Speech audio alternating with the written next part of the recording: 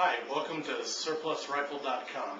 Today we're going to learn how to disassemble the bolt on a Nagant or a Mosin Nagant style rifle. It's the same for whether you're disassembling the bolt for a standard Russian 1891 30 model, a finished Nagant, or one of the different carbine Nagant variations. The first thing you've got to do is you've got to remove the bolt from the rifle. You start by pulling the trigger. Well, actually, you want to open the bolt, open it back, and make sure that the rifle itself is not loaded. Then pull the trigger and pull the bolt to the rear. Okay. The Nagant bolt is made up of 6 separate pieces. It's actually kind of a very complex bolt in comparison to other bolt-action rifles, or military bolt-action rifles from the 20th century. Once you get the hang of it, though, it's actually pretty easy to disassemble and reassemble, and so on. The easiest way to disassemble it is, if you're right-handed, is take the bolt arm and hold it with your left hand and pull back on the charger and turn counterclockwise as far as it'll go left. Then you can take the connecting bar and the bolt head assembly off and detach it. Now the bolt head and the charging, the bolt head and extractor and connecting bar are actually 2 separate pieces. You can see here, if you turn the bolt head, you can slide it off of the connecting bar. This is the bolt head, this is the connecting bar. And it leaves us now with the remainder of the bolt assembly. You can see that this is a really, really dirty bolt assembly. I've never actually cleaned this. I just picked this rifle up about a week ago and I haven't shot it.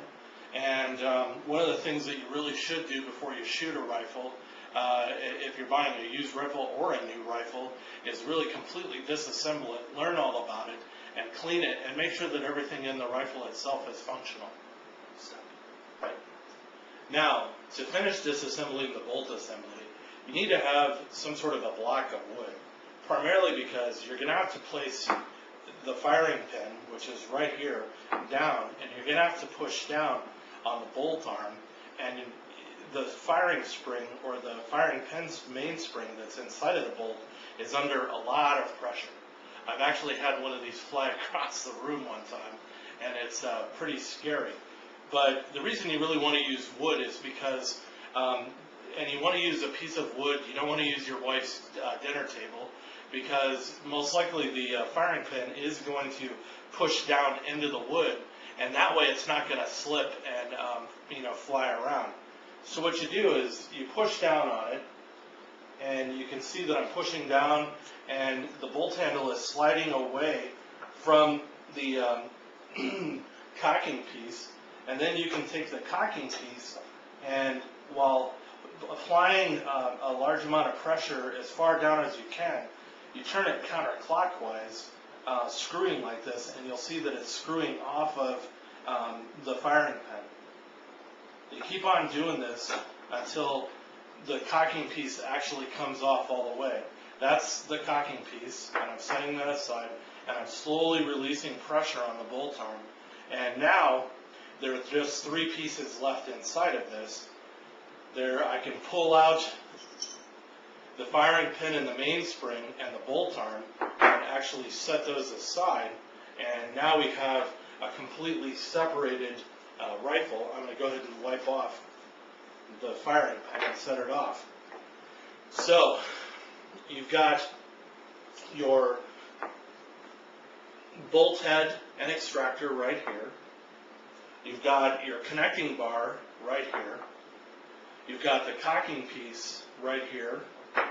You've got the bolt arm, the mainspring, and the firing pin. Now, reassembling the bolt is just like any bolt, it's pretty much you just do everything in reverse. So the very first thing I'm going to do is I'm going to take the firing pin and I'm going to put the mainspring over the top of it like this, and placing it down on here on a block of wood, I'm going to go ahead and take the bolt handle and slide it down like this. Moving it around so I can position the bolt handle in my left hand where I can apply pressure, I'm actually picking up the cocking piece, placing it on the threaded part of the firing pin, and I'm turning it clockwise. Now, you want to spin this clockwise until the firing pin is flush with the back of the cocking piece. And you can see that that's almost pretty much there. I'm going to go ahead and give it another turn.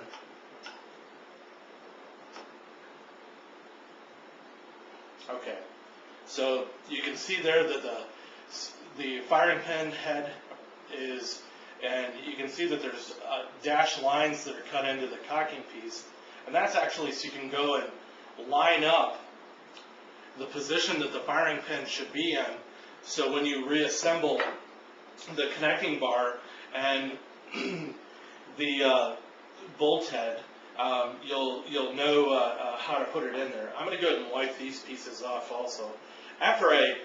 Before I shoot this rifle, I am going to disassemble this bolt assembly, and I'm going to soak it for a few minutes and then clean it really vigorously with a toothbrush.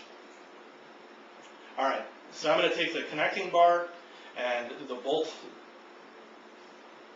head and extractor assembly, and you can see right here in the connecting bar there's a little tube, but then there's a little piece here that actually slides in to a channel on the bolt head.